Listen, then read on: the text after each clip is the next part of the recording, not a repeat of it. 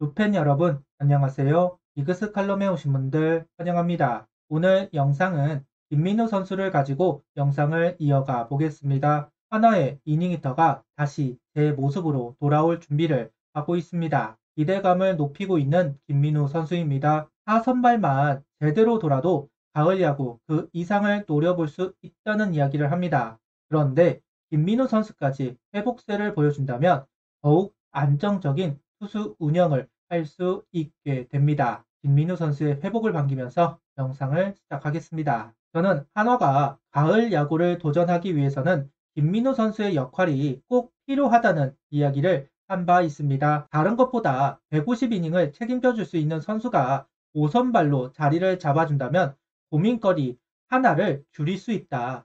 바로 이닝입니다. 한 시즌 선발진은 750이닝을 소화해야만 합니다. 23시즌 해냐 선수만이 규정 이닝을 넘겼고 다른 선수들은 이달이 되었습니다. 물론 이태영 선수, 김기중 선수는 불펜에서 선발로 옮긴 것을 생각해야 하고 산체스 선수는 중간에 들어왔다는 것을 감안해야 하기는 해야겠죠. 결국 온전히 선발로 던진 것은 해냐와 운동주 단 두 선수입니다. 이런 상황이다 보니 23시즌 선발은 700이닝도 던지지 못했습니다. 불펜이 많아도 빗 빠진 독에 불을 부어버리는 꼴이었습니다. 24시즌 5강행을 위해서라도 타선도 타선이지만 선발의 재건도 중요했습니다.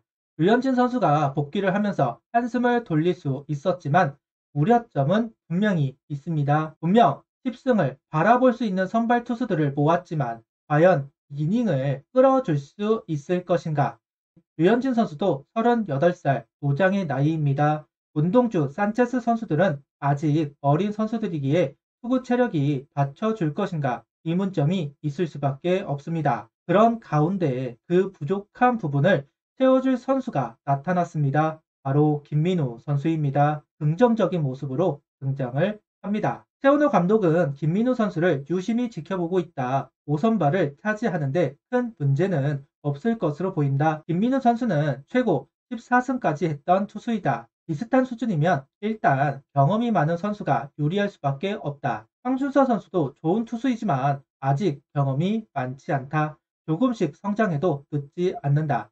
황준서 선수가 완전히 성장할 때까지는 김민우 선수가 버텨준다면 팀에 큰 힘이 될 수 있다. 지금 스피드를 유지해준다면 충분히 팀에 도움이 될 수 있는 투수이다. 김민우 선수가 미국으로 개인 캠프를 떠나는 등 부활을 위해 공을 들였다. 이제 그 결과가 나타나는 것 같다. 좋은 흐름을 만들고 있다. 하나의 약점으로 지적받았던 선발 24시즌은 강점으로 이야기가 될 만합니다.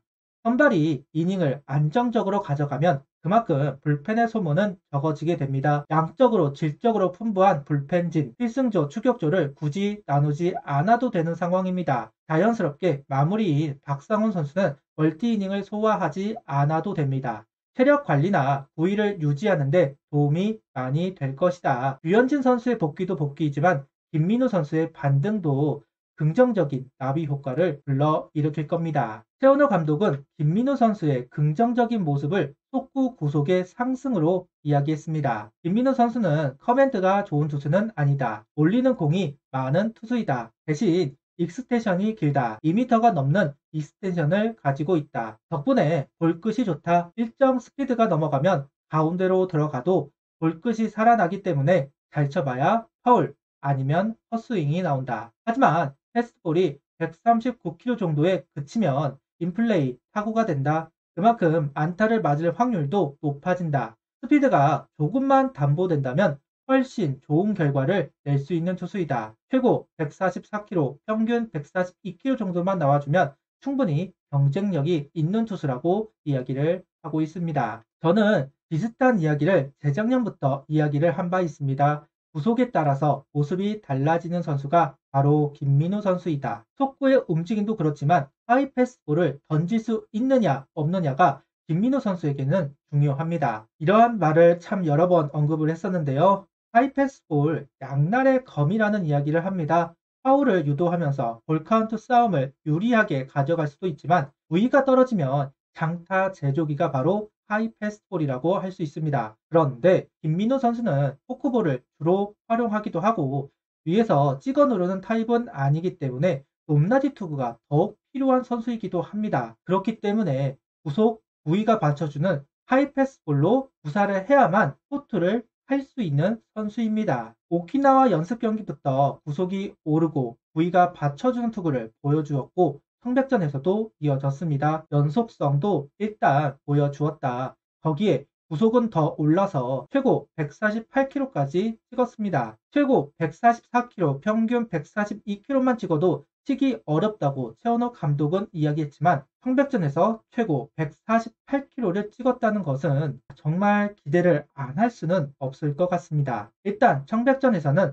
타자들이 대처하지 못하는 모습을 보여주었습니다. 로봇 심판이 낮은 공에 박한 느낌을 주었는데요. 그런데 김민우 선수의 속구가 낮게 형성이 된 공들이 모두 스트라이크로 잡혔습니다. 상하 무브먼트가 좋았다. 그만큼 부위가 살아있다는 반증이 아닐까 합니다. 미국에서 했던 노력이 배신을 하지는 않았습니다. 김민우 선수는 5선발이 결정나기 전까지 똑같이 최고의 모습을 보여주며 경쟁해야 한다. 그렇게 하기 위해 열심히 노력 중이다. 경쟁에 이겨서 선발진에 합류를 하고 싶다. 궁극적으로 선발 투수로서 최대한 많은 이닝을 던지는 것이 목표라고 강조한 김민우 선수입니다. 가능성이 높아졌다. 공공연하게 같은 값이면 경험이 많은 김민우 선수라고 최원호 감독은 이야기했습니다. 그런데 같은 값도 아니고 가장 좋은 페이스를 보여주었습니다. 심지어 선발 확정이 된 선수들보다도 페이스가 빨라 보입니다. 당연하죠. 경쟁을 해야 하는 선수와 관리를 받아야 하는 선수의 시즌 준비는 다르기는 하니까요. 그래도 김민우 선수가 일찌감치 부활의 가능성을 보여주었기에 흡족한 마음이 듭니다. LG의 우승에는 여러 가지 이유가 있지만 그중 하나는 임창규 선수의 역할도 중요했다고 생각합니다. 불펜에 비해 선발이 안 좋았던 LG, 이종용 선수를 앞으로 당긴 것도 신의 한 수가 되었지만 임창규 선수가 구속이 상승이 되면서 14승을 얻어냈다는 부분도 정말 중요한 포인트였습니다. 이종용 선수가 문동주라면 임창규 선수는 김민우 선수와 비교할 수 있을 겁니다. 시즌 끝까지 현재의 페이스를 유지한다면 또다시 14승 못할 이유는 없다고 봅니다. 5선발이 10승을 넘긴다. 현대만이 가지고 있는 기록에 도전할 수만 있다면 5강은 충분할 겁니다. 김민우 선수의 반등이 불러일으킨 긍정적인 나비 효과 한화의 성적으로 이어졌으면 좋겠습니다. 이제 진짜 시험대인 시범 경기입니다. 최원호 감독은 김민우, 황준서 선수의 부위 구속이 급격하게 떨어질 수도 있다. 혹시나 하는 상황을 대비해 이태양, 김기중 두 선수도 3이닝을 던질 수 있게 준비하겠다는 코멘트를 했습니다. 아직 5선발 확정은 아니기는 합니다. 끝까지 긴장감을 놓치지 못하게 하려는 최원호 감독이고 김민우 선수도 그에 맞춰서 행동을 할 필요가 있습니다. 하지만 5선발에 가장 가까이 있다. 문제만 없다면 김민우 선수가 차지를 하게 될 겁니다. 부활의 가능성을 보여주었으니까요. 이제는 증명을 하기만 하면 됩니다. 긍정적인 나비 효과 김민우 선수가 불러일으키면 좋겠습니다. 구독, 좋아요, 알림 설정 부탁드리며 영상을 봐주셔서 감사합니다.